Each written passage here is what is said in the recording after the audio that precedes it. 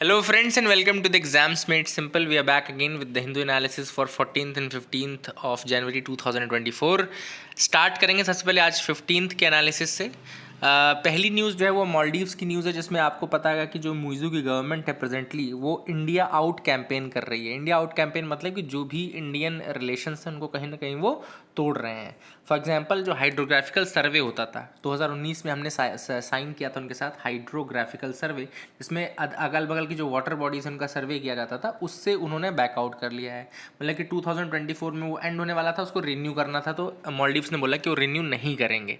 ठीक है। दूसरी इंपॉर्टेंट चीज़ अभी कि जो मालदीवियन प्रेसिडेंट है मोहम्मद मुइज़ू, उसने ये अनाउंस कर दिया है अपनी कंट्री में कि इंडिया के जितने भी ऑफिसर्स हैं, मतलब कि जो भी फोर्स के मेंबर्स हैं, उन सबको इंडिया वापस बुला ले। ठीक है ना। तो हालांकि इंडियन गवर्नमेंट का ये कहना था कि उन्होंने अच्छे से बातचीत की, लेकिन वहाँ की जो फॉरेन अफेयर्स मिनिस्ट्री है मालदीव्स की, उसने लिखा है कि they want the fast track withdrawal of the personal, जो आर्मी पर्सनल्स हैं उनका फास्ट ट्रैक विड्रॉल होना चाहिए। तो that is the thing which is coming from Maldives.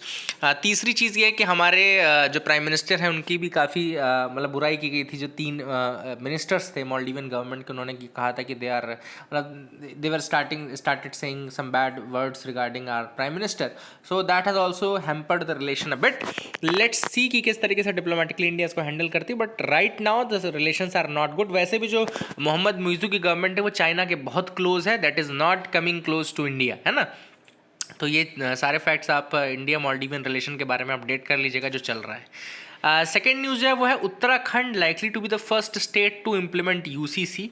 ये लाइकली टू बी याद रखिएगा, इस शब्द इंपॉर्टेंट है क्योंकि अभी बना नहीं है। It can be the first state to implement the UCC. अब यूसीसी क्या है? ये है uniform civil code. Uniform civil code क्या होता है? अब यूनिफॉर्म सिविल कोड का मतलब होता है जैसे कुछ मैटर्स ऐसे होते हैं, जैसे मैरिज का मैटर हो गया, या डाइवोर्स का मैटर हो गया, या प्रॉपर्टी का मैटर है, इनहेरिटेंस का मैटर। तो क्या होता है, ये रिलीजन बेस्ड रहता है। मतलब हिंदुज़म में अलग चलते हैं और मुस्लिम्स में अलग चलते हैं, क्रिश्चियंस में अलग चलते हैं। तो ये जो फैमिली मैटर्स हैं, जो सिविल मैटर्स हैं इस तरीके के, उनके लिए एक यूनिफॉर्म सिविल कोड बनाने की बात की जा रही है। यूनिफॉर्म सिविल कोड मतलब कि रिस्पेक्टिव ऑफ योर रिलीजन आपको एक तरीके के ही लॉज करने पड़ेंगे। जैसे मान लो जो किसी रिलीजन में 3 शादियाँ, 4 शादियाँ, 5 शादियाँ अलाउड है मान लो, और किसी रिलीजन में एक ही शादी अलाउड है, तो कल को ऐसा एक कोड बनाया जाएगा जिसमें कि ये शादी के मैटर में एक लॉ रहेगा, डाइवोर्स के मैटर में एक लॉ रहेगा, इनहेरिटेंस के मैटर में एक लॉ रहेगा, जो प्रॉपर्टी होती है। तो इसको यूसीसी बोलते हैं। अब यूसीसी के रिगार्डिंग तो अभी हुआ क्या कि उत्तराखंड के जो चीफ मिनिस्टर हैं पुष्कर सिंह धामी, उसने एक कमेटी बनाने के लिए हाँ कर दिया। इस कमेटी में हेड कर रही हैं रिटायर्ड चीफ सुप्रीम कोर्ट के जज जो हैं रंजना प्रकाश देसाई। तो heading that committee Ranjana Prakash Desai, supreme court के रिटायर्ड जज, and this will be the meeting related to the draft UCC, है ना। तो I hope you got clarity regarding that as well. अगली न्यूज़ है वो है last of the Mizoram Brus refugee to settle down in Tripura. तो यहाँ पे एक एग्रीमेंट हुआ था 16 जनवरी 2020 में, और ये एग्रीमेंट क्वाड्रिपार्टाइट एग्रीमेंट था। क्वाड्रिपार्टाइट मतलब 4 पार्टीज थी इसमें। एक तो सेंट्रल गवर्नमेंट जो हमारी गवर्नमेंट ऑफ इंडिया है, दूसरी जो थी इसमें सेंट्रल गवर्नमेंट से मिनिस्ट्री ऑफ होम अफेयर्स थी, देन दूसरी थी government of Tripura, then government of Mizoram तीसरी, एंड चौथी थी representatives of the Bru refugee. Brus actually एक ट्राइब है जिसको रियांग ट्राइब भी बोलते हैं, याद रखिए इसको और क्या बोलते हैं, रियांग ट्राइब। ठीक है ना। तो एक्चुअली हुआ क्या था कि 1997 में मिज़ोरम में इनके ऊपर एथनिक वायलेंस शुरू कर दिया गया था। 1997 में मिज़ोरम में हुआ था एथनिक वायलेंस, और ये अक्टूबर 1997 से फिर ये भागना शुरू कर गए और फिर त्रिपुरा में जाके बसना शुरू कर दिया इन्होंने। ठीक है ना, रियांग ट्राइब ने। तो इसका सेटलमेंट के लिए एग्रीमेंट हुआ था 16 जनवरी 2020 में, और ये होम मिनिस्ट्री ने इनिशिएट किया था। उसके अंतर्गत जो 6,959 ब्रूज थे, जिनको रियांग बोलते हैं, जिसमें लगभग टोटल 37,000 पर्सनल थे, उनको परमानेंटली सेटल किया जाएगा 12 अलग अलग लोकेशंस में across 4 districts in the Tripura state. तो उनको सेटलमेंट के लिए अभी रिसेंटली हुआ है। तो I hope you got clarity regarding this whole issue. आपको समझ में आ गया होगा। I hope you got clarity. आगे मूव करते हैं। लेट्स सी और क्या इंपॉर्टेंट न्यूज़ आर्टिकल्स हैं। एक न्यूज़ यहाँ पे आपको दिख रही होगी, Maharashtra speakers decision conflicts with the court ruling on factions. अब महाराष्ट्र के स्पीकर जो राहुल नार्वेकर हैं, अभी रिसेंटली आपको पता होगा उन्होंने जो शिंदे गवर्नमेंट थी, एकनाथ शिंदे के मेंबर्स थे, उनको डिस्क्वालीफाई नहीं किया on the on the argument that कि ये स्प्लिट हुआ है and split can be a defence in the your anti defection law. तो अब आपको पता होगा कि पहले जो एंटी डिफेक्शन हुआ करता था उसमें दो चीज़ें रहती थी, एक तो स्प्लिट और दूसरा मर्जर, ठीक है ना, स्प्लिट या फिर मर्जर। तो स्प्लिट के केस में क्या होता था कि उनका ये कहना रहता था कि अगर एक पर्टिकुलर परसेंटेज ऑफ लोग अलग हो जाएं एक पार्टी से और नई पार्टी बनाए तो स्प्लिट माना जाता था, या फिर दो अलग अलग पार्टीज के लोग मिल जाए तो वो मर्जर कहलाता था, ठीक है ना। तो अब क्या हुआ है कि यहाँ पे स्प्लिट का आर्गुमेंट जो दिया गया है वो हालांकि हटा दिया गया था। स्प्लिट ऑफ 1/3 मेंबर्स का जो रूल था वो हटा दिया गया था कॉन्स्टिट्यूशन 91st अमेंडमेंट एक्ट, याद रखिएगा कॉन्स्टिट्यूशन का 91st अमेंडमेंट एक्ट जो था उसके थ्रू जो स्प्लिट वाला एंगल है वो हटा दिया गया था, और वो कोई भी आपका डिफेंस नहीं बन सकता है in order to face disqualification in anti defection law, ठीक है ना। तो 10th शेड्यूल से 2003 में 91st अमेंडमेंट एक्ट के थ्रू स्प्लिट का प्रोविजन हटा दिया गया था, अब केवल मर्जर का प्रोविजन बचा हुआ है, ठीक है ना। तो इसका कॉन्सिक्वेंस ये हुआ कि अगर आपने ये स्प्लिट का प्रोविजन हटा दिया तो जो महाराष्ट्र के स्पीकर हैं जिनका ये कहना है कि स्प्लिट हुआ है, ऐसे केस में हम उनके ऊपर एंटी डिफेक्शन नहीं लगाएंगे, तो how can you apply that, क्योंकि वो प्रोविजन है ही नहीं। तो that is why it goes against the ruling of the supreme court, इसीलिए उन्होंने कहा गया कि ये रूलिंग के अगेंस्ट जाता है। लेट्स सी क्या होता है आगे, but this is what the story as of now. अगला न्यूज़ है पीएम जनमन के regarding. What is this PM Janman, तो ये एक्चुअली में एक पैकेज है for the overall development of the PVTG habitations. जो पीवीटीजीज यानी कि primitively particularly vulnerable tribal groups जो हैं, पहले प्रिमिटिव ट्राइबल ग्रुप्स होते थे ये, अब इनको पहले पीटीजीज बोलते थे प्रिमिटिव ट्राइबल ग्रुप्स, अब ये पीवीटीज है, पर्टिकुलरली वलरेबल ट्राइबल ग्रुप्स होते हैं। तो इनके ओवरऑल डेवलपमेंट के लिए जब जैसे इसी के अंदर उनको पीएम जो आवास योजना ग्रामीण है उसके तहत इनके लिए 1 लाख से ज़्यादा वलरेबल ट्राइबल ग्रुप्स के लिए बेनिफिशियरी फैमिलीज़ के लिए घर बनाया जाएगा। And PM Janman overall package है for the overall development of the PVTG habitations, ठीक है ना। आई होप यू गॉट क्लैरिटी। इसका बेसिकली हैंडलिंग होगा मिनिस्ट्री ऑफ ट्राइबल अफेयर्स से, that is again a thing which you can understand. यहाँ पे army से रिलेटेड एक न्यूज़ है कि आर्मी जो है 2024 को सेलिब्रेट करेगी as the year of technology absorption, याद रखेगा the 2024 by army will be celebrated as the year of technology absorption which focuses and efforts to leverage the technology as a catalyst of transformative change। तो जो हमारे army chief हैं इस समय general Manoj Pandey, उनका ये कहना है कि 2024 में हम ये चीज़ मेक श्योर करेंगे कि जो टेक्नोलॉजिकल एडवांटेज हम वो ले सकें। दूसरी चीज़ आर्मी डे के बारे में आपको पता होगा कि आज जैसे 15 जनवरी है, this is celebrated as army day, है ना, and this is to commemorate the achievements of the first Indian commander in chief of army field marshal K M. Cariappa. तो आज का जो सेलिब्रेट किया जाता है 15 जनवरी as the army day, it is to celebrate and commemorate the Indian commander in chief, जो first Indian commander in chief थे आर्मी के, फील्ड मार्शल के.एम. करियप्पा, उनके अचीवमेंट्स को कमेमोरेट करने के लिए होता है। और के.एम. करियप्पा के बारे में आपको पता होगा कि ये पहले first Indian commander in chief थे ही। इन्होंने जो कमान ली थी वो ली थी जनरल फ्रांसिस बुचर से, याद रखिएगा, who was the last British commander in chief. तो last British commander in chief कौन हो गया, जनरल फ्रांसिस बुचर। और के.एम. करियप्पा जो फील्ड मार्शल के.एम. करियप्पा, ये पहले हमारे first Indian commander in chief थे, ठीक है। तो I hope you got clarity regarding this fact also, ये भी आपको समझ में आ गया होगा। Rising sea shrinking sand erodes vibrancy of Ganga सागर मेला। अब यहाँ पे जो न्यूज़ है वो ये है कि किस तरीके से गंगा सागर मेला जो है वो अपनी धीरे धीरे वैल्यू खोता जा रहा है। क्यों खोता जा रहा है, क्योंकि सी जो है सी कवर बढ़ता जा रहा है, और इस कारण से पूरा जो बीच वाला एरिया था वो बीच वाला एरिया कम होता जा रहा है, ठीक है ना। तो पूरा मड फैल गया यहाँ पे। अब गंगा सागर मेला अगर आपसे पूछे कहाँ होता है, तो ये वेस्ट बंगाल में फेमस है, और वहाँ पर एक सागर आइलैंड है, very famous island, Sagar island is there, इसीलिए इसको गंगा सागर मेला बोलते हैं, गंगा सागर मेला बोलते हैं। सागर आइलैंड है, वहाँ पे ये सेलिब्रेट किया जाता है। तो जो दिक्कत है मैंने आपको बता दिया कि सेडिमेंट्स डिपॉजिट हो रहे हैं, है ना। एंड यहाँ पे एक चीज़ याद रखें, एक टर्म है यहाँ पे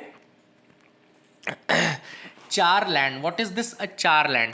it is a land formed because of sediment deposition in the river. जब सेडिमेंट डिपोजिशन किसी रिवर बेड में हो जाता है आइलैंड के पास, तो जो लैंड बनता है उसको हम चार लैंड बोलते हैं। मतलब कि एक पहले सी था, सी के बगल में आपको बीच दिख रहा होगा, बीच में मतलब बालू और ये सब चीज़ें रहती हैं।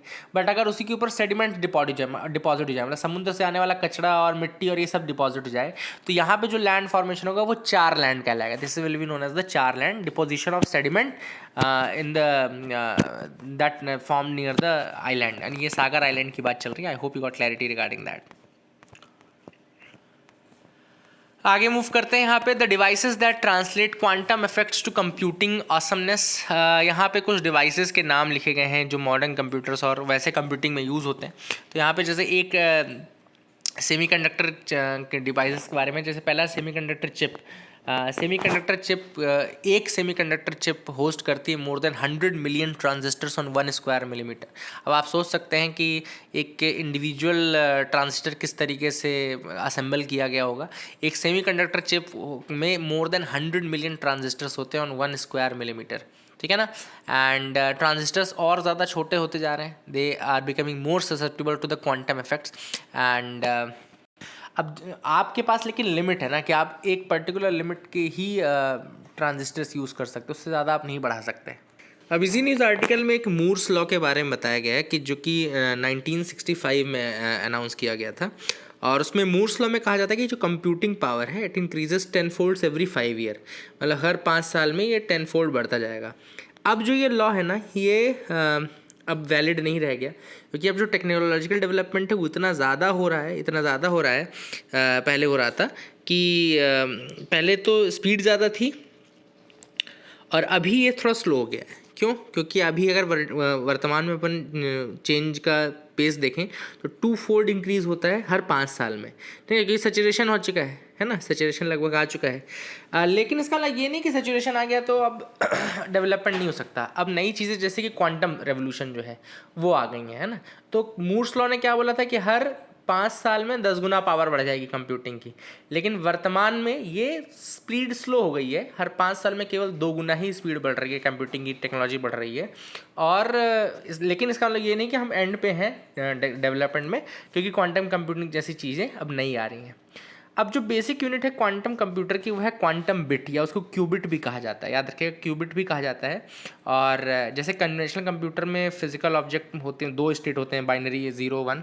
अब देखो जो ट्रेडिशनली कंप्यूटर चलते थे और जो अभी के क्वांटम कंप्यूटर रहेंगे उसमें क्या डिफरेंस रहेगा कि ट्रेडिशनल केवल 2 स्टेट में एग्जिस्ट कर सकते थे, 0 या 1। बट जो नया क्वांटम फिजिक्स है उसके अकॉर्डिंग क्यूबिट जो है can also be in super position of the 2 states at the same time. तो मल्टीपल अगर आपको मतलब स्टेट्स में एक्ट करना है तो भी आप सुपर पोजिशन के प्रिंसिपल के थ्रू कर सकते हैं in the case of your quantum computer. जैसे यहाँ पे आप देख सकते हैं इफ़ अ क्यूबिट, यहाँ पे एग्जाम्पल देखो लिखा है, to perform 1 calculation that require 16 different inputs, a classical computer requires a total of 4 bits and 16 computations, ठीक है ना। तो 4 बिट्स की आवश्यकता पड़ती है और 16 कंप्यूटेशंस की आवश्यकता पड़ती है 16 डिफरेंट इनपुट्स के लिए in case of traditional computer. लेकिन अगर आप 4 क्यूबिट्स ले लें इन सुपर पोजिशन तो एक क्वांटम कंप्यूटर जनरेट कर सकता है लगभग answers corresponding to all the 16 inputs in a single computation, केवल एक कंप्यूटेशन में वो डिटरमाइन कर सकता है आंसर, ठीक है ना। तो ये सुपर पोजिशन का फ़ायदा रहता है। I hope you got clarity regarding that. तो यही सारी चीज़ें यहाँ पे मेंशन की गई हैं इस आर्टिकल में। एडिटोरियल पे आते हैं, speakers flawed move to determine the real faction. अब यहाँ पे जो मैंने आपको बात बताई है वही है कि जो स्प्लिट या स्प्लिट और मर्जर वाला कंसेप्ट था उसी का एडिटोरियल लिखा हुआ है, ठीक है ना। देखो यहाँ पे लिखा है, split provision in paragraph 3 of the 10th schedule was omitted through the 91st constitutional amendment act in 2003 ostensibly because of the frequent abuse of this provision by the ingenious legislators. तो अभी जो स्पीकर राहुल नार्वेकर ने किया है वो किस तरीके से गलत है, यही चीज़ एडिटोरियल हमने पीछे डिस्कस किया था।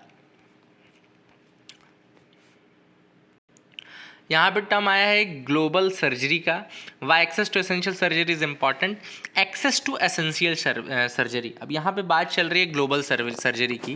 तो ग्लोबल सर्जरी का फोकस रहता है equitable access to emergency and essential surgery, मतलब कि इक्विटेबल एक्सेस हो, मतलब कि बराबरी से हर जगह वो सर्विस मौजूद रहे। कौन सी सर्विस? जो एसेंशियल सर्जरी है उनकी सर्विसेज, ठीक है ना। ज़्यादातर ये फोकस करता है मिडिल इनकम कंट्रीज़ और लो इनकम कंट्रीज़ में, ऑब्वियस बात है वहीं पे सबसे दिक्कत होगी। लेकिन कुल मिलाकर कि ये हाई इनकम कंट्रीज़ को भी देखता है कि जहाँ पे पॉपुलेशन अंडर सर्व्ड ना रह जाए, ठीक है ना। तो ये सर्जरी सबको मिलनी चाहिए। एंड ये बेसिकली एसेंशियल इमरजेंसी सर्जरीज इसके अंदर आती हैं, जैसे सर्जरी, ऑब्स्टेट्रिक्स, ट्रॉमा, एनेस्थीसिया। तो कुल मिला के सर्जरी की जो व्यवस्था है वो हर कंट्री में, चाहे वो हाई इनकम कंट्री हो, मिडिल इनकम कंट्री हो, लो इनकम कंट्री हो, वहाँ प्रेजेंट होने चाहिए। इसी को ग्लोबल सर्जरी बोलते हैं, ग्लोबल सर्जरी। अच्छा, अगर ग्लोबल सर्जरी नहीं होगी तो क्या होगा? ऑब्वियस सी बात है, जो लाइफ्स हैं वो जाएंगी। जैसे लैक ऑफ एक्सेस जो है सर्जरी की, ये बहुत ज़्यादा डिसीज़ बर्डन से जुड़ा हुआ है। 2010 की बात करें तो लगभग 17 मिलियन डेथ्स जो थी, they were attributed to surgically treatable condition, मतलब जो सर्जरी के थ्रू ठीक हो सकती थी। तो आप लोग सोच सकते हैं कि जो डिसीज़ बर्डन है because of just surgically treatable condition वो कितना ज़्यादा था। और ये इतना ज़्यादा था कि अगर कंबाइंड आप एड्स, HIV, ट्यूबरक्लोसिस, मलेरिया सबका जोड़ दो ना, उससे भी ज़्यादा है। तो ये काफ़ी बड़ा नंबर है सर्जिकली ट्रीटेबल डिसीजेज जो नहीं ठीक हो पा रही हैं। और उसका रीज़न सिंपल से है कि जो ग्लोबल सर्जरी है, यानी कि जो सर्जरी की सुविधाएं हैं, कंडीशंस हैं, अच्छे डॉक्टर्स हैं या इंफ्रास्ट्रक्चर नीडेड है, वो हर जगह अवेलेबल नहीं है in different countries and all. तो एक तो वो इम्पॉर्टेंट चीज़ है। इसके अलावा न केवल हेल्थ और मॉर्टेलिटी होती है, इसका दूसरा एक इम्पैक्ट ये भी पड़ता है कि जो डिसीज़ बर्डन है उस कारण से आपका इकोनॉमिक लॉस भी बहुत ज़्यादा होता है। ठीक है, तो इकोनॉमिक लॉस में आपको जैसे कि सर्जिकल केयर ना होने की वजह से लगभग $20.7 ट्रिलियन के आसपास परचेजिंग पावर पैरिटी टर्म में सारी कंट्रीज़ का मिला कर दो। अगर आप 128 कंट्रीज़ का मिलाते हो तो इतना नुकसान जो है वो आपको इकोनॉमिकली झेलना पड़ता है। तो कुल मिलाकर के जो इस आर्टिकल में बात कही गई है वो यही है कि दो चीज़ें हैं। एक तो जो सर्जिकली ट्रीटेबल डिसीजेज हैं उनको, उनमें जो पेशेंट्स के ऊपर डिसीज़ या डेथ या मॉर्बिडिटी या मोर्टेलिटी होती है उसको रोका जाए, और दूसरा जो इकोनॉमिक लॉसेस हो रहे हैं बिकॉज ऑफ दीज, तो उससे हम कैसे बच सकते हैं। इस कारण से ग्लोबल जो सर्जरी है उसकी अवेलेबिलिटी हर जगह होनी चाहिए। अब जो अगली न्यूज़ है वो आप देख पा रहे होंगे, यहाँ पे है refugees in Uganda work to restore forest they ravaged for woods resources. Actually दिक्कत क्या है मैं आपको बताता हूँ। युगांडा में जो है डिफॉरेस्टेशन एक नेशनल इशू है, ठीक है ना। In Uganda deforestation is a national issue, और यहाँ पे लोग बहुत ज़्यादा फायरवुड यूज़ करते हैं फॉर कुकिंग, ट्रीज़ को कट करते हैं for making charcoal for export, and some forest fall to illegal logging भी होती है वहाँ पे, ठीक है ना। तो अब वहाँ पर क्या करें, जो रेफ्यूजीज़ हैं they are trying to protect these forest, और दोबारा से इनको रिस्टोर करने की कोशिश की जा रही है। अब यहाँ पे आपने देखा होगा, यहाँ पे ग्लोबल फॉरेस्ट वॉच का नाम लिखा हुआ है, ठीक है। According to global forest watch 13% loss हो चुका है ट्री कवर का सिंस 2000। तो ये ग्लोबल फॉरेस्ट वॉच क्या है? ग्लोबल फॉरेस्ट वॉच याद रखेगा कि एक ओपन सोर्स वेब एप्लीकेशन है जो कि मॉनिटर करती है ग्लोबल फॉरेस्ट को इन रियल टाइम, ठीक है ना। ओपन सोर्स वेब एप्लीकेशन है for monitoring global forest in the real time. ये इनिशिएटिव है वर्ल्ड रिसोर्सेज इंस्टीट्यूट, और इसके साथ पार्टनर है Google, USAID and university of Maryland, इस ESRI एंड विजुअलिटी, और दूसरी academic and non academic public plus private organisations. तो ग्लोबल फॉरेस्ट वॉच में अगर UPSC पूछे कि केवल गवर्नमेंट्स हैं, गलत।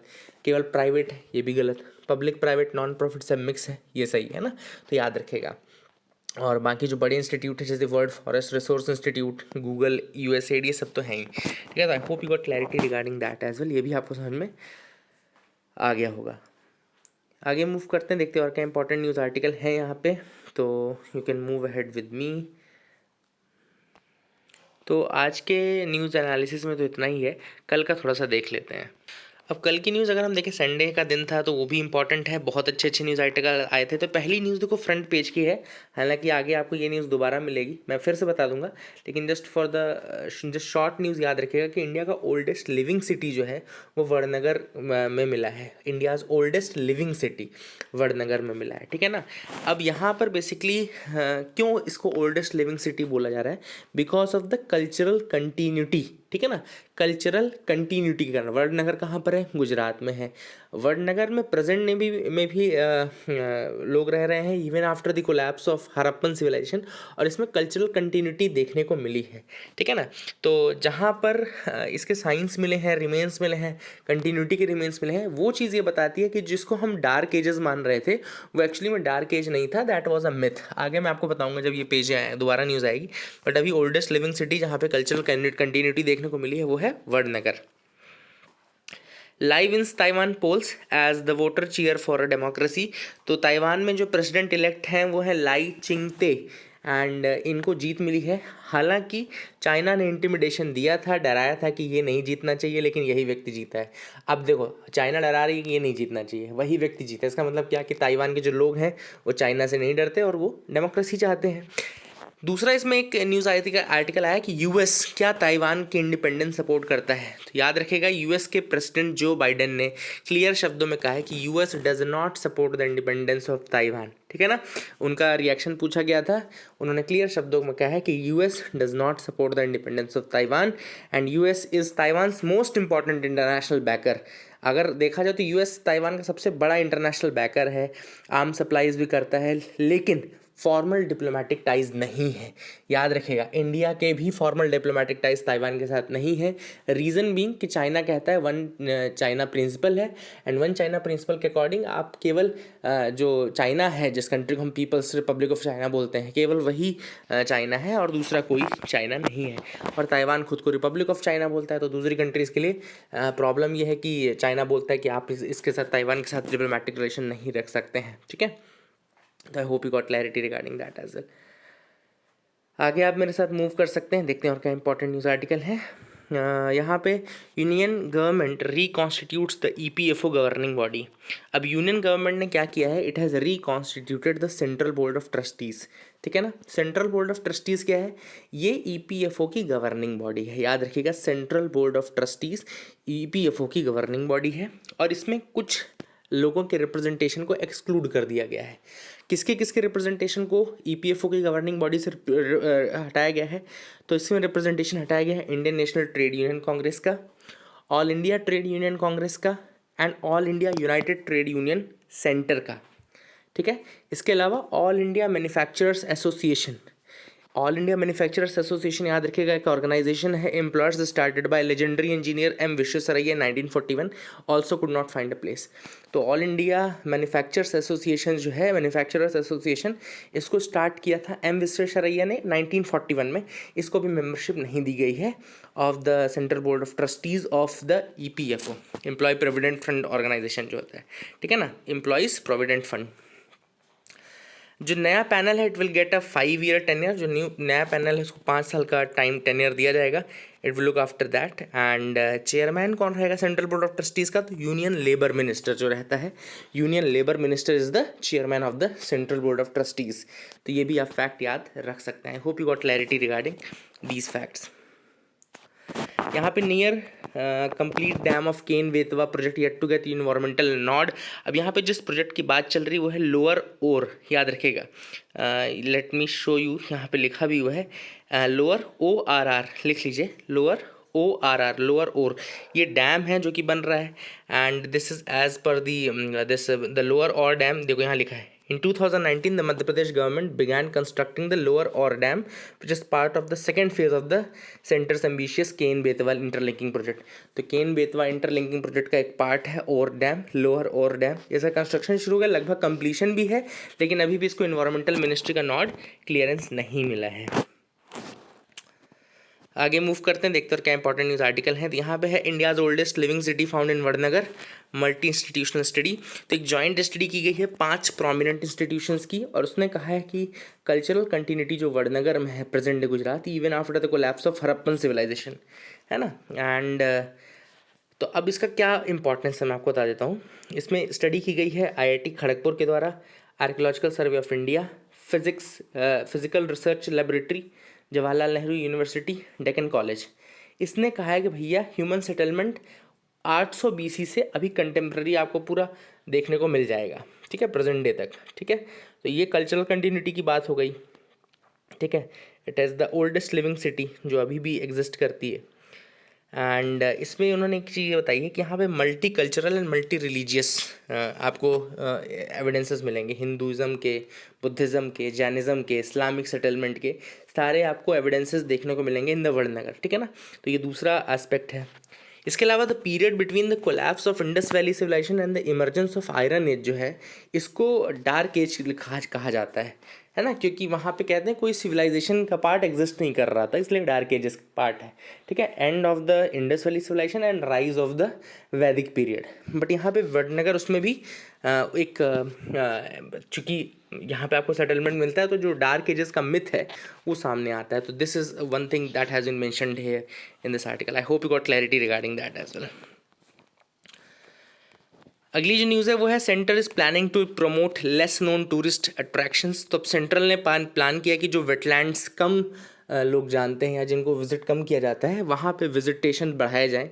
अब इसमें इंक्लूड किए जाएंगे सुल्तानपुर, जैसे हरियाणा में है वेटलैंड है, ठीक है ना। इसके अलावा माइथोलॉजिकल सिग्निफिकेंस कुरुक्षेत्र का है विच इज़ ऑल्सो इन हरियाणा। इसके अलावा विजयवाड़ा जो कि आंध्र प्रदेश में है।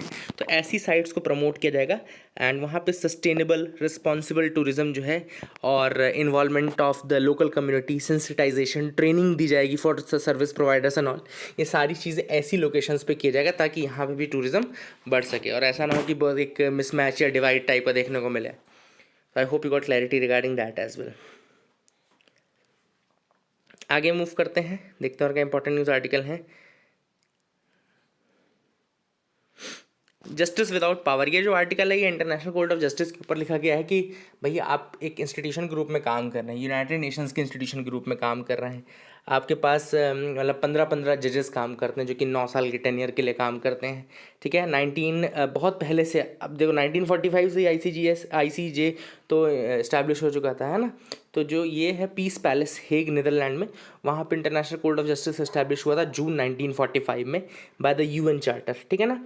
और उसके बाद आज भी ये एग्जिस्ट करता है, लेकिन इसकी क्या अथॉरिटी मान रहे हैं दूसरी कंट्रीज़, तो that is a big question. First जो क्वेश्चन ऑथर ने उठाया है।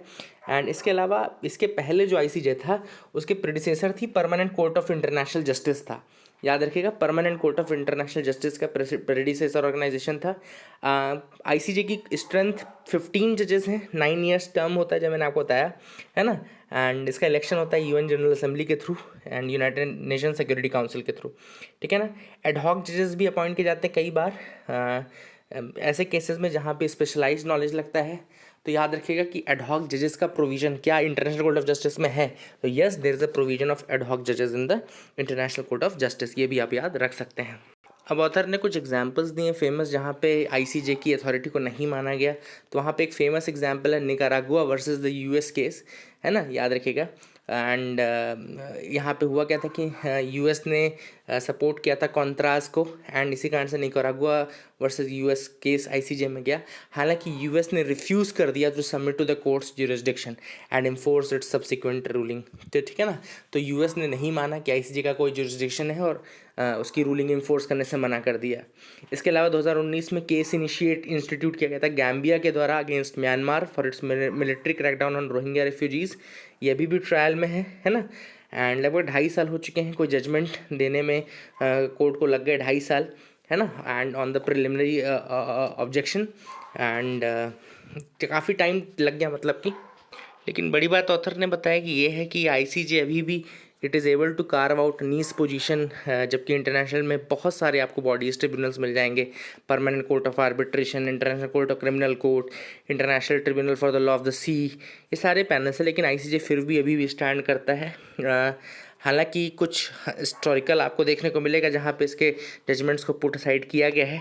हालांकि इसके जजमेंट को इन्फोर्स किया जा सकता है by the UNSC, United nation security council के द्वारा। आप मेक श्योर कर सकते हो कि वो इन्फोर्स हो, बट UNSC में खुद ही जो परमानेंट मेंबर्स हैं वो खुद ही आपस में इतना ज़्यादा लड़ते रहते हैं कि चाइना US की नहीं मानता, रशिया US की नहीं मानता है, तो उसमें कहीं भी यूनिफॉर्मिटी नहीं बन पाती है।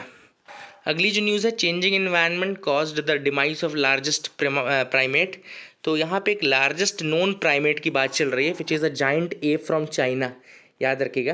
ऑथर ने कहा कि ये जो जाइंट एप फ्रॉम चाइना था इसका जो एंड हुआ, इनका एक्सटिंक्शन जो हुआ, that was because of the changing environment, ठीक है। तो यहाँ पे बात चल रही है जायंटोपिथेकस ब्लैकी की, याद रखिएगा Gigantopithecus blacki. It was a species of great ape which was found in China. Gigantopithecus blacki, it's a species of great ape which was found in China between 2 million and 330,000 years ago, ठीक है। And after that the species became extinct एंड इसकी height लगभग 3 metre की थी, wait 200 से 300 KG था। It is thought to be the largest primate to ever exist on the earth. याद रखेगा ये जायंटोपिथेकस ब्लैकी फ्रॉम चाइना, ये स्पीशीज़ के बारे में याद रखेगा। इनके क्लोजेस्ट प्राइमेट रिलेटिव के बारे में भी लिखा है, जिसका नाम है पोंगो वीडेन रीची। याद रखेगा, Pongo weidenreichi, which is also a primate, their closest primate of Gigantopithecus blacki. ठीक है ना। एंड तो ये पोंगो वाइडन ऋषि जो है ये भी एक एक्सटिंक्ट स्पीशीज़ है, ये औरंगुटान की एक्सटिंक्ट स्पीशीज़ मानी जाती है।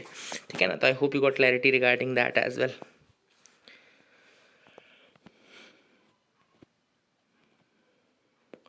आगे देखते हैं, Luxembourg overtakes Mauritius as India's third largest FPI region. ठीक है ना। France enters the top 10। तो अभी चेंज हुआ है इन द ऑर्डर जिसमें इन्वेस्टमेंट किया जा रहा है, कौन कौन से रीजन इन्वेस्ट कर रहे हैं इंडिया में। तो लग्जमबर्ग ने हटा दिया है मॉरिशियस को to become the region with the third largest assets under the custody. AUC बोलते हैं, asset under custody. AUC basically sum total होता है, कितना इक्विटी, कितने परसेंट इक्विटी, कितने परसेंट क्रिप्टो करेंसीज वहाँ से आ रहा है उस रीजन से। ठीक है ना। एंड इंडिया मॉरिशियस में मॉरिशियस थोड़ा कम होता जा रहा है एंड वहीं पे लग्जमबर्ग काफ़ी बढ़ गया है। ठीक है ना। तो इसमें ज़्यादा तो जानने की ज़रूरत नहीं है। That is it. I hope you got clarity friends. That is it for the day. Keep loving us, keep sharing us. Thank you, have a nice day.